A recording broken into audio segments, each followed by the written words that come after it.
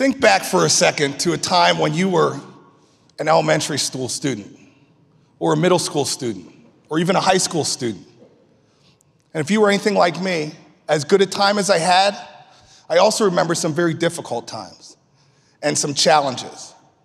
And fortunately, in those times, there was always somebody there. And in my case, it was my parents. Now imagine for a second that you're dealing with the things you're dealing with as you grow up and as you mature, and your parent's not there. But not only is your parent not there, but your parent's incarcerated of no fault of your own. Imagine the feelings that you would experience. Fear, sadness, shame. That's what these kids feel. And in spite of that, they still have to go do what they do every day, go to school, be good students, be good citizens. It's a very challenging environment. Fortunately, we have organizations like Amachi, Pittsburgh. Now, let me tell you about this organization. I do a commercial for them every place I go because they just do the greatest work. I would describe it like this. It's like big brothers and big sisters for children of incarcerated parents, where they marry a mentor with a child who has a parent incarcerated. But that really doesn't do it justice. Because when you get around them and they have these kids they call Amachi ambassadors, who are kids whose parents were incarcerated, now they're mentoring. It's an amazing, amazing program that we don't do a good enough job of telling the world about. They provide such an important service to all of us, and especially these kids. And oftentimes when we talk about kids like this, we talk about them in this context. Yeah, we gotta do whatever we can to keep them from going to prison. We don't want them to go to jail. No, we want them to be doctors and lawyers. We want them to be the best people they can be. We live in the land of opportunity. And for kids whose parents are incarcerated, they need a hand to be able to realize that opportunity. And that's why I'm so honored to introduce to you the executive director of Amachi Pittsburgh, Anna Hollis. Give it up, Anna.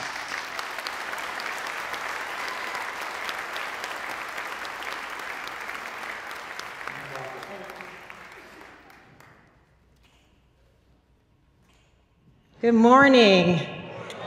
Wow, this is so exciting. I would love for my presentation to consist of the happy song and a dance, dancing out of my boots, and then wrapping it up and going home, right? I am so excited about this opportunity to be a part of this growing movement to change the lives of children and families impacted by incarceration, to empower the children and the families and our incarcerated parents to overcome these challenges. This makes me think of one of my favorite quotes by Margaret Mead, and it goes like this: "Never doubt that a small group of thoughtful, committed citizens can change the world. Indeed, it's the only thing that ever has." And I am convinced that all of these small groups, not just in Pennsylvania, but all over the country, are rallying together and rising up, frustrated with the way that things have been in our criminal justice system, and working every day on behalf of our children and families. I want to tell you about a small group of these individuals back on my end of the state in Pittsburgh. And I'm going to call these individuals champions. These champions have come to the table to really think about what they can do as community people. They're just everyday people. They have no expertise in this field, no special credentials, just everyday people. And they've come together to think about, what can we do to raise awareness? First of all, making people aware. I've been doing this work for nearly 12 years, and every time I talk with someone about what we do, which is all the time, I get the same type of reaction. You know, I never thought about the kids. I guess there are kids involved. I just didn't think about the kids. And if I'm not getting that, I'll get, well, you know, that's good work you're doing, but I think I'd rather support children whose parents never broke the law. So this underscores the priority of these champions that they have established for themselves, educating people about the innocence and the worthiness of every child of an incarcerated parent, every family member, and you. These ambassadors have been traveling. I don't know how they have found their way in moving from Pennsylvania to Illinois to California, facilitating workshops, testifying at public hearings here in Pennsylvania. They have been interacting with some of the most influential folks, weighing in on ban the box legislation and why that's important for children and families, weighing in on zero tolerance policies, these policies that were designed to prevent extreme acts of violence in schools, but somehow became permeated throughout school systems and are getting young children, as young as kindergarten and preschoolers, suspended and expelled for the minor infractions and childish behaviors that are normal. So these champions are weighing in on these kinds of policies. And this is the second part of their priority, which is to educate first, and then secondly, to address policies and to try and make a change at the systems level, because they recognize that their reach is limited. So there are only a few families that we can reach through direct service, even with all that we're doing at Amachi. And it takes policy change to impact the families more broadly. So these champions have set out on this work, and I was just amazed that one of their meetings was with the Attorney General, Loretta Lynch. Who are these people? Who are these people with no experience in this field? Well, they are our Amachi ambassadors. And why aren't they here today telling the story instead of me? It just so happens that they have school today and I don't. These are young students, high school students, who are out here taking the bull by the horns with no fear and no shame, confronting policies that are negatively impacting their lives. They're tired, they're fed up, and they are the change that we want to see. And I am so godly proud of these young people. It is amazing how they present to us when we first start to work with them. They're nervous.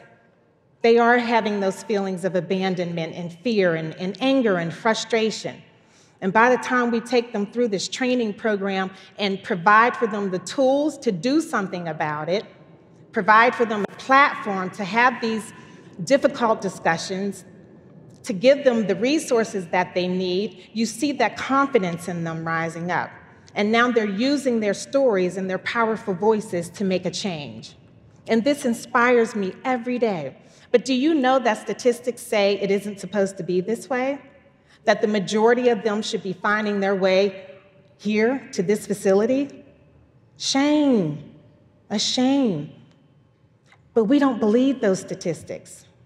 And I am going to tell you a very important story about belief and the power of belief. And it's about toilet paper, this story. Some of you may have heard it. It's old news, happened back in the 70s. When someone reported that there was going to be a shortage of toilet paper. And there was actually a shortage of some other rather important commodities at that time, like oil and gas. And one reporter picked up on the story, and then another reporter picked up on the story, and all of a sudden it went the 70s version of viral. And everybody was concerned about running out, because you don't want to run out of toilet paper, right, ever. So what did people do? They believed the story, they went out and they stocked up on toilet paper. It was unbelievable that the merchants had to actually impose a limit on the amount of packages of toilet paper that these customers could buy. And what do you think happened after that? There was a shortage of toilet paper. They actually caused the shortage of toilet paper because they believed that it was going to happen. Think about it. If they didn't respond to the news report, the information was erroneous from the beginning. So had they not believed it and responded, there never would have been a shortage. But because they believed it, their actions followed what they believed. And this is a very simple principle. This is who we are at Amachi. Our actions follow our beliefs. I mean, we're not the toilet paper people, we're the believers. So we believe that every child has the inborn capacity to solve problems, to overcome, to win. We believe that children are supposed to win, that they're born to win, that you were born to win. When I see your children, I don't see prison bars in their future. I don't see criminals, I see champions. And when I look at you, I don't see criminals, I see champions, because I see the soul. And this is what our work is about at Amachi. I can tell you that 92% of the young people who are involved in our programming have no such involvement in the criminal justice system. And that is something to be extremely proud of. And I give the credit to the children and to their families. And I give credit to those incarcerated parents who are maintaining connections with their children, who are loving them with all the love and support they have within, even from within these walls. So when I look out here today, I know that there are also some negative statistics about your future. And we don't believe those statistics are inevitable any more than we believe them for your children. I think what you have to realize is that the negative statistics tell us something that happened in the past. They're just telling us what already happened. They're not telling us what has to happen tomorrow. The choices we make today, the decisions we make today impact our outcomes for tomorrow.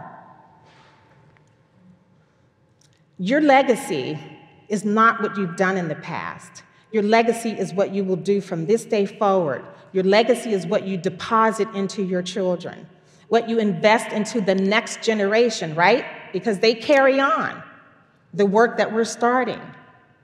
So I want to tell you, connect, do everything you can to connect with your children, to love on them, to give them guidance, share wisdom, share your lessons, share your values while you're here. And then when you leave here, do that much more. Because this is what they long for. When we have our focus groups with young kids and we actually record their voices and we use the recordings of their voices in different settings.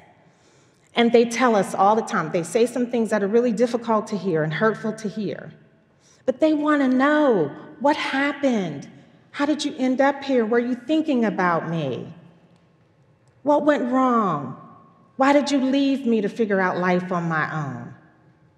Mom is helpful, but Mom can't tell me what Dad can tell me. And at the same time, they'll tell us they want to impress their parents. You know, I want to do well in school because I want my dad to be happy. I want to do well in sports. I can't wait to tell him how many points I scored in my basketball game. So there's this constant longing for connection and for love and for validation. So I want you to think about that, and I want you to think about everything you deposit into a child is your legacy. And they'll live on and become the change makers that we're all working as a community to create. I want to share another story with you. It's not so crazy.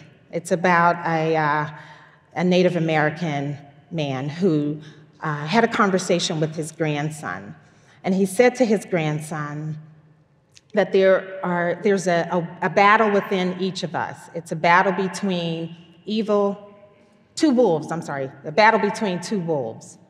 And one wolf is the evil wolf, right? It's everything negative.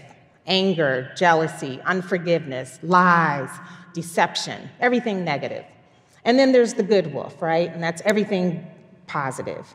Faith, hope, perseverance, love, forgiveness, all the good things. And the little boy said, well, which one wins? Which one of the wolves will win? And the grandfather simply replied, the one you feed. The one you feed. So think about it. Feed your mind, feed your soul, feed your spirit, and deposit everything into the next generation that you can so that they live on and carry on your legacy. When you leave here today, after you do the happy dance, I want you to take out your notepad and a pencil, and I want you to start to write the end of your story. And I want you to write a beautiful, miraculous end to your story. And then I want you to share the end of your story with your family, with your children. I don't care if they think it's ridiculous, write the most beautiful, miraculous end to your story that you can. And then I want you to live each day, moving forward, live each day with the end of that story in mind, and know that you have an incredible opportunity to change the future and to create your new legacy. Thank you so much.